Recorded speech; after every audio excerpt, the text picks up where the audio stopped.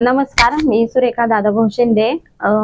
आपण बद्दल जर सांगायचं झालं तर आपल्या मावळचे लाडके खासदार आदरणीय श्रीरंगाप्पा बारणे यांच्या माध्यमातून कमीत कमी 10 कोटी पर्यंत आतापर्यंतची कामं आपल्या वडेश्वर ग्रुप ग्रामपंचायत वडेश्वर माव मध्ये झाली। त्याच्यामध्ये पालखी सोहळा मार्ग, स्मशानभूमी शेड, नंतर प्युअर प्लांट, परत बरेचसे रस्ते झाले।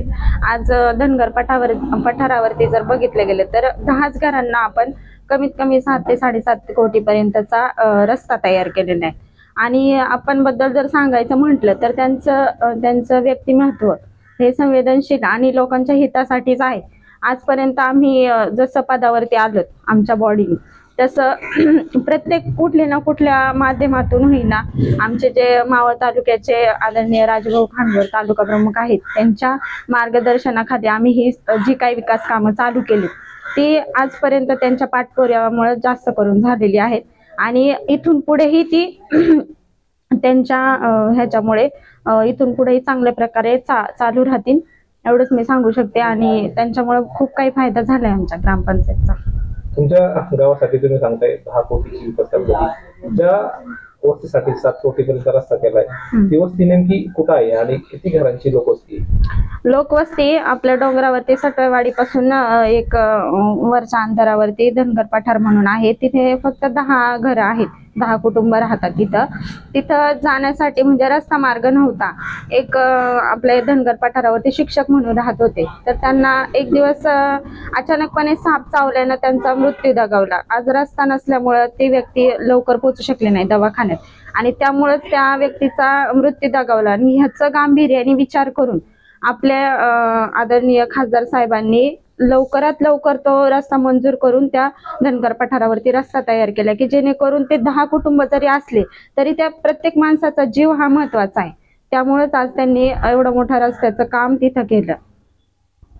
आपल्याला माहिती आहे भाऊ आखाडे प्राथमिक शिक्षकाचं नाव होतं, जो सर्पदंशानं गेला।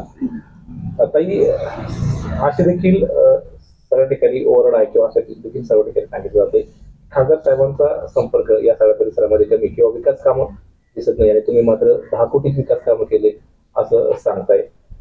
या सगळ्या जे टीका करतायत त्यांना काय सांगाल? टीका करणाऱ्यांना मी एकच सांगू शकेल की माणूस जो फिरतो त्याला महत्व नाही, पण तो काम किती करतो याला जास्त प्राधान्य मी देते। कारण की खासदार साहेबांचं जरी समजा इकडे येणं जाणं नसलं तरी पण त्यांनी जे काही लोकांच्या मनामध्ये पाहिले, जो काही लोकांचा विकास पाहिलाय तो फक्त लोकांना मदत करण्यासाठी पाहिलाय। त्यांचं जरी समजा इकडे येणं जाणं नसलं तरी पण ते गांभीर्याने लोकांचा विचार करतात की बाबा आज कुठल्या गावामध्ये काय गरज आहे, कुठल्या भागामध्ये जास्त किती गरज आहे, ते पाहूनच ते पुढच्या कामाला तिथे जास्त प्राधान्य देतात। आता लोकसभेची निवडणूक आहे आणि या सगळ्या अनुषंगानं दावे प्रतिदावे केले जात आहेत, प्रचाराची रणधुमाळी देखील सुरू आहे। ह्या सगळ्या प्रचारामध्ये सुरेखा शिंदे या सगळ्या परिसरामध्ये प्रचारामध्ये सहभागी दिसतील का?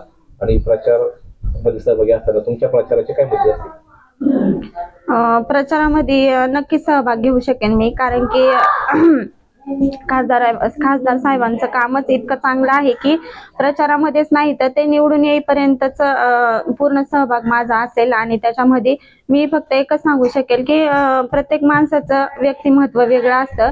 माणसाने जरी समजा येणं जाणं पाहण्यापेक्षा त्या व्यक्तीचं व्यक्तिमत्व काय आहे की तो माणूस किती धडपड करतो कामासाठी, लोकांच्या जनतेसाठी, त्या दृष्टिकोनाने पाहूनच त्यांनी पुढचं प्रोत्साहन त्यांना द्यावं।